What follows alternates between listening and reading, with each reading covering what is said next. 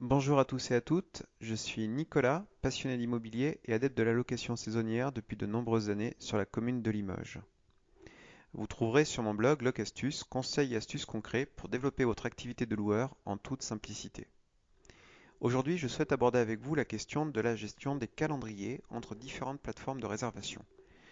Alors, il s'avère que tout type de gestion est possible quand vous faites de la location saisonnière. L'ancienne version, si j'ose dire, dite old school, réside à tenir les réservations pardon, que vous pouvez recevoir de vos différentes plateformes de réservation avec un simple agenda, un simple calendrier et donc du coup d'isoler les dates qui ont été réservées de site en site de façon manuelle. Alors il va de soi que si vous ne travaillez qu'avec Airbnb et ou qu'avec Booking, la démarche est assez aisée, ainsi que si vous avez un canal de réservation comme le Bon Coin. Donc concrètement, c'est pas forcément la situation la plus heureuse, mais si elle correspond à votre façon de fonctionner, elle est tout à fait respectable. Il faut que chacun puisse trouver un mode de gestion qui lui convienne.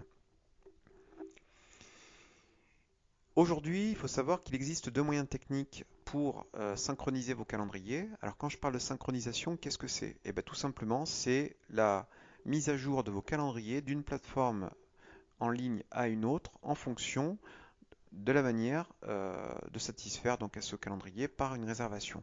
Donc c'est-à-dire que si vous avez une réservation qui tombe à un instant T, de manière à éviter que les mêmes dates soient réservées par un autre client pour un même appartement sur une autre plateforme, eh bien que vous puissiez avoir un calendrier qui soit mis à jour automatiquement ou synchronisé donc de telle manière à éviter ce qu'on appelle la suroccupation donc du calendrier, le surbooking.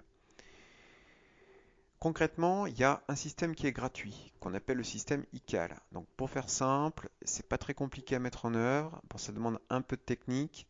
Je fais pas de tuto là-dessus parce que concrètement, c'est pas mon sujet, mais c'est pour vous indiquer que ça existe. Vous pouvez faire accompagner, il y a suffisamment d'experts en tout genre autour de la location saisonnière et de personnes aguerries sur YouTube pour vous aider à trouver comment cela fonctionne. Donc je ne vais pas en faire un énième autour de ce sujet, aucun intérêt pour moi. Il s'agit juste de l'apporter à votre connaissance si vous ignoriez comment ça marche. Il s'agit simplement de liens en fait que vous téléchargez d'un calendrier à un autre. Donc imaginons par exemple que vous ayez un calendrier à Booking, un calendrier à Airbnb. Vous allez décider que l'un des deux va être le calendrier principal et vous allez en fait en gros copier-coller un lien du calendrier de Booking vers Airbnb ou de Airbnb vers Booking selon l'un des deux calendriers que vous aurez jugé comme étant le principal pour que systématiquement quand une réservation s'opère sur Booking, le calendrier par Airbnb soit mis à jour automatiquement et que la réciproque inverse soit vraie si vous recevez une réservation d'Airbnb pour que le calendrier de proposer sur Booking pour un logement spécifique soit mis à jour en temps réel. Donc généralement, la synchronisation, la mise à jour de vos calendriers entre chaque plateforme par un système dit ICAL,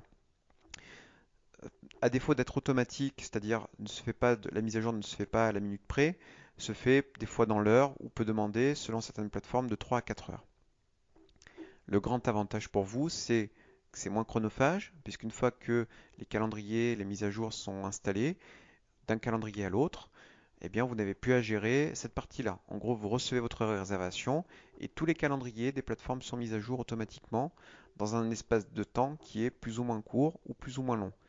La seule chose, comme ce n'est pas instantané la mise à jour, vous risquez toujours un risque de ce que j'appelle moi la suroccupation du calendrier, donc le surbooking, c'est-à-dire que le même appartement ait été vendu pour des dates identiques à des clients différents. Donc pour éviter ça, le système ICAL quand même demeure le système le plus complet, notamment quand vous n'avez pas la possibilité de gérer vos calendriers en direct et tout le temps. Donc sachez juste qu'il y a un temps de latence dans la mise à jour entre vos différents calendriers quand vous optez pour le système ICAL. Le deuxième avantage que je trouve aussi avec ce système, c'est que c'est un système complètement gratuit. Et pour beaucoup d'investisseurs, ce système permettra très simplement bah, d'amortir des frais ou du moins de faire des économies sur leurs frais de fonctionnement. Le deuxième système qui est souvent mis en avant, c'est ce qu'on appelle le Channel Manager. Alors le Channel Manager, je ne vais pas non plus faire de tuto sur le sujet tout simplement parce que Il y a une offre pléthorique de tutos et de conseils sur YouTube, hein. Je ne suis pas le seul youtubeur et de blogueur à évoquer les questions de location saisonnière. Donc il faut avoir l'humilité de le reconnaître. Il y a de très bonnes vidéos sur le sujet, très bonnes explications. Il s'agit simplement de présenter le concept pour ceux qui l'ignorent ou qui le méconnaissent.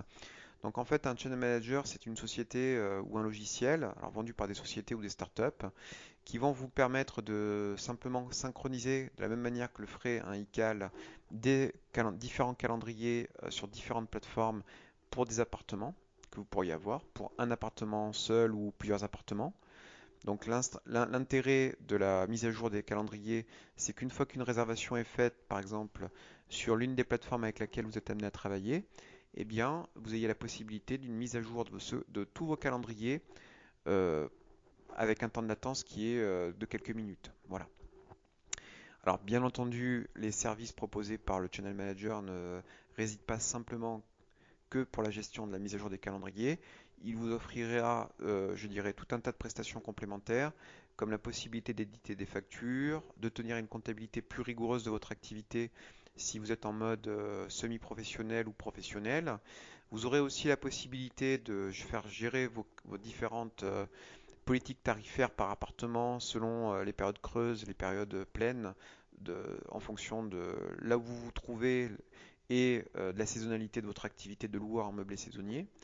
Et vous aurez également de l'assistance technique de techniciens, de channel manager, qui travaillent pour ce channel manager et qui viendront donc épaissir vos connaissances à défaut de vous éduquer si vous partez de zéro. C'est-à-dire que vous allez apprendre un nouveau métier à travers ces outils-là.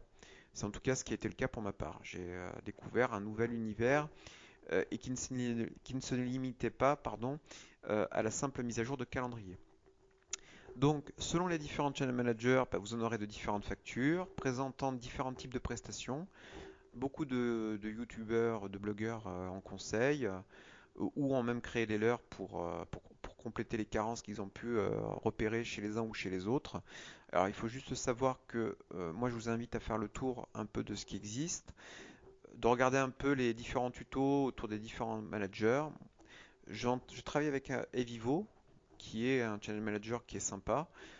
Il présente quelques carences, mais je continue à travailler avec parce que rapport qualité-prix, il y a sans doute moins cher, mais moi, pour mon fonctionnement, j'y retrouve mon compte. Donc, on pourra citer Bet24, on pourra citer Amenities, on pourra citer bien d'autres channels parce qu'il en existe plein, pour rien vous cacher, et à différents tarifs. Donc, rapport qualité-prix par rapport aux prestations que j'attends d'un channel manager, par rapport à ma façon de gérer mes locations saisonnières et par rapport au prix proposé par ces prestations, rapport qualité-prix, c'est celui que j'ai trouvé le plus juste. Voilà. Au départ, je travaillais avec Zotelia. Malheureusement, c'est une startup qui a cessé. L'outil était un peu archaïque, un peu old school, comme on dit aujourd'hui, mais en tout cas, il correspondait bien à mes attentes. Il buguait pas trop et il fonctionnait bien par rapport à ce que j'en attendais. Donc, du coup, ça a été racheté par Evivo. Et à l'époque, donc j'ai fait faire quelques devis. Donc, quand je dis à l'époque, c'est pas si vieux que ça, hein, c'est il y a 18 mois à l'heure où est publié ce podcast, eh bien, je me suis rendu compte que Vivo était pas mal, rapport qualité-prix. Mais là encore, ce n'est pas pour faire de la pub à Vivo. Je vous invite simplement à faire des devis selon les différents channel managers qui existent pour faire votre propre idée. Suivez les autres youtubeurs et blogueurs parce qu'ils ont pas mal d'idées et pas mal de choses à dire sur le sujet et les exemples de mise en œuvre si vous passez par un système amical ou si vous souhaitez avoir des détails sur tel ou tel channel, à tel ou tel tarif et telle ou telle prestation. Faites-vous votre propre idée par rapport à votre propre fonctionnement. En tout cas, c'est ma perspective des choses de mon modeste point de vue.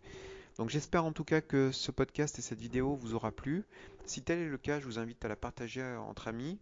N'hésitez pas à la liker, à la commenter et plus largement donc à la partager et à vous abonner donc à ma chaîne YouTube Locastus, également à mon blog locastus.com de manière à être mis au courant de mes prochaines publications. Je vous souhaite à tous et à toutes une très bonne fin de journée en vous remerciant de votre attention. À très bientôt.